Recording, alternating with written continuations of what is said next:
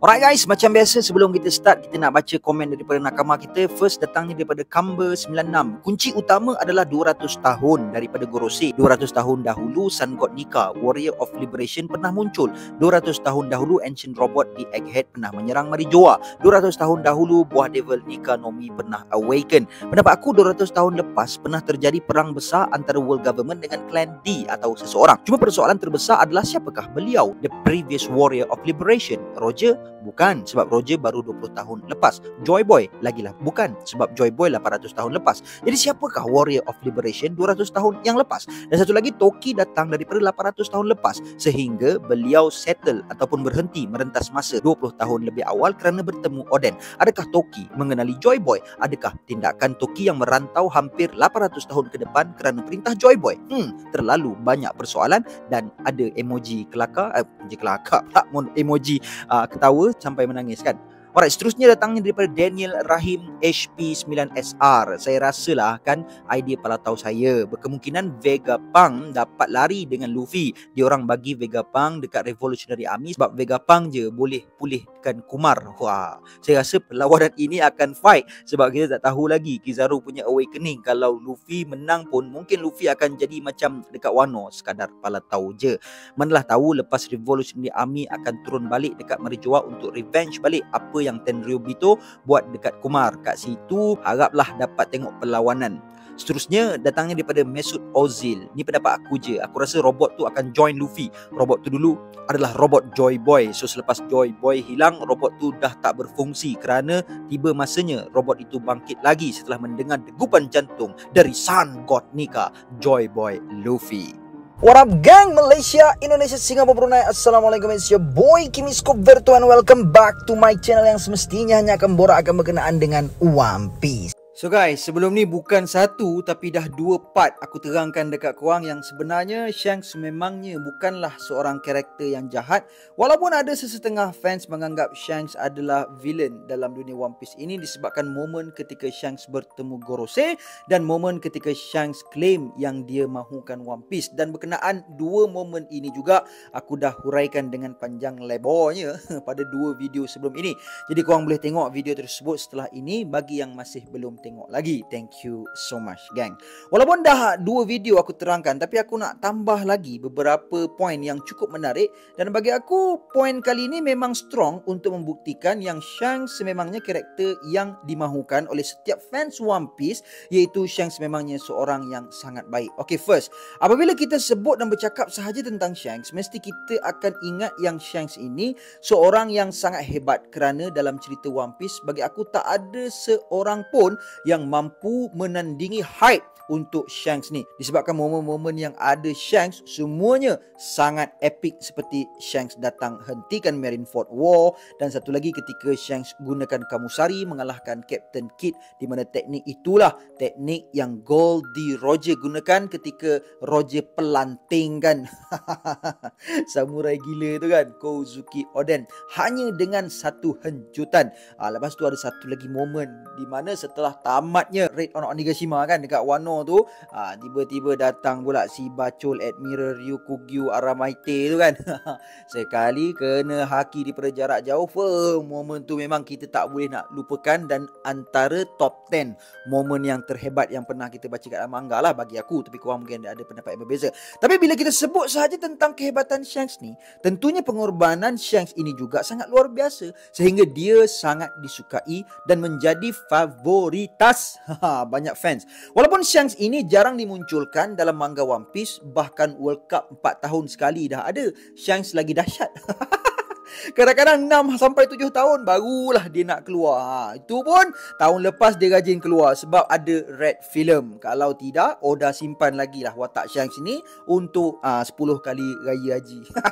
Namun tetap pengorbanan yang Shanks lakukan sungguh luar biasa. Di mana scene Shanks sanggup korbankan tangan kirinya demi melindungi Luffy dari Sea King, and dekat situ menjadi tanda tanya lah kenapa Shanks yang mempunyai haki. Sebelum tu pun dia dah pernah lawan Mihawk berkali-kali. dan dikatakan kekuatan mereka ini seimbang. Takkanlah dengan raksasa laut ini Shanks boleh hilang tangan macam tu sahaja. Dan bagi aku alasan Shanks sanggup lakukan itu kerana dia yakin yang suatu hari nanti Luffy akan terhutang budi dengan apa yang Shanks berkorban selama ini. Tapi kenapa Shanks memilih Luffy dan bukannya orang yang lain? First adalah kerana Luffy telah memakan buah Hito-Hito no Mi model Nika atau yang selalu kita sebut Gomu-Gomu no Mi sebelum ini. Dan yang keduanya adalah persamaan yang ada pada Luffy dan Roger, di mana karakteristik dan ayat yang dikeluarkan oleh mulut Luffy ada miripnya dengan Gold di Roger. Disebabkan pengorbanan seperti ini, aku sangat yakin Shanks itu baik dan tak jahat, walaupun still boleh je kita kaitkan Shanks jahat dengan pengorbanan ini. Contoh, Shanks nak atau Luffy terasa terhutang budi dengan dia sebab dia nak pergunakan Luffy. Tapi kenapa aku tak nak kaitkan langsung dengan situasi macam ni? Kerana first, kita kena melihat kru Shanks. Kru dia siapa? Which is Ben Beckman, Yasop, Lucky Row dan banyak lagi. And kita lihat mereka ni pun mempunyai perwatakan yang baik. Jadi kalau Shanks dia seorang sahaja yang jahat, agak pelik lah. Kerana memang boleh dipastikan yang kru Shanks ini adalah karakter yang baik dan tak jahat pun. Kemudian Shanks pun dijadikan inspirasi kepada Luffy. Jadi harapnya inspirasi ini juga betul untuk Luffy, di mana Luffy tepat memilih idolanya, which is Shanks. Dan agak pelik jika kita fikirkan yang Shanks jahat, but kita tahu Lucky Row, Yasop, Ben Beckman dan yang lain-lain sangat support Luffy dan suka sangat dengan Luffy. So takkanlah Shanks sanggup tipu Luffy. Okey, tipu Luffy boleh diterima lagi, tapi takkanlah Shanks juga tipu kru dia sendiri. Dan takkanlah dia seorang yang jahat dalam satu pirate dia. Kerana selalunya kapten jahat mestilah anak murid pula kru-kru dia juga. Boleh dikatakan semuanya jahat. Dan itulah bukti pertama untuk video ini yang Shanks bukanlah villain disebabkan pengorbanan dia tu. Yang kedua, kita kena tahu Shanks adalah bekas kru Roger Pirate. Dan Roger Pirate should be good people lah kan. Orang yang baik-baik lah. Walaupun kita tahu dalam One Piece movie Stampede, Douglas Bullet asalnya daripada Roger Pirate, dan Douglas Bullet dalam movie tersebut adalah villain dan jahat, tapi movie itu adalah non-canon lah. Di mana non-canon ini maknanya ia tak ada kaitannya dengan story sebenar untuk One Piece. So kita tak boleh guna point yang itulah. So setakat ni orang-orang Roger Pirate boleh dikatakan semuanya baik, walaupun bagi seorang yang nampak macam buas sikit lah budak tu kan. Tapi bagilah. Walaupun kononnya villain, dia still tak nampak strong karakter villainnya. Sebab Blackbeard, Doflamingo macam tu, kita boleh bezakan kan macam mana tahap kalau kita nak panggil seseorang itu satu watak yang villain. Sebab walaupun bagi dah bergelar Yonko sekalipun, dia still dimalukan oleh Crocodile dan Mihawk macam tu sahaja. Dan kita juga kena ingat Silver Relic, Raja Kegelapan, yang mana dialah yang ajar Luffy, dialah yang selamatkan Luffy dari Kizaru, dialah yang tolong Luffy belajar berkenaan dengan Haki. And kita tahu Relic semestinya rapat dengan Shanks juga. Takkanlah Relic support Luffy, tapi takkan tiba-tiba dia nak bersepakat sekongkol pula dengan Shanks, yang Shanks adalah villain. Jadi kalau Shanks ni villain, kita kena kaitkan ramai lagi yang sepatutnya jadi villain. Contohnya macam Mihawk kan. Mihawk ni kan orang kata friendly duel lah dengan dengan Shanks kan.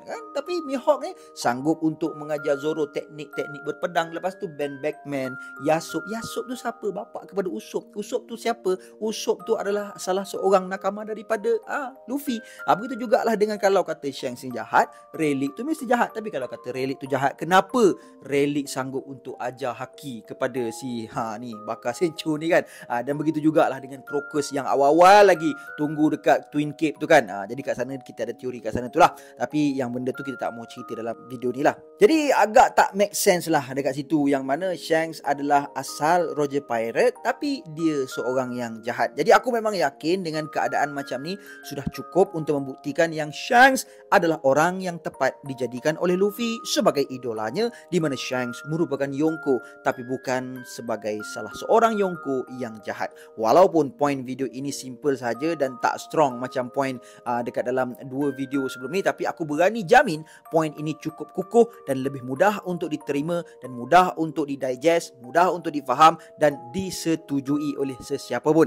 Jadi korang setuju tak dengan penerangan yang ni? And maybe setakat itu dahulu teori dan penerangan aku berkenaan Shanks tak jahat ini, sebab ini pun dah part yang ketiga, dan kalau ada lagi teori menarik tentang Shanks berkenaan perkara ini, insyaAllah kita sambung di masa akan datang. Jangan lupa untuk tinggalkan komen korang juga, pendapat korang berkenaan dengan karakter Shanks ni, sama ada dia jahat ke, dia baik ke, di ruangan komen dekat bawah, dan komen yang menarik aku akan tampilkan di dalam video yang seterusnya. So guys, I guess that's all I have untuk perkongsian kita pada kali ini.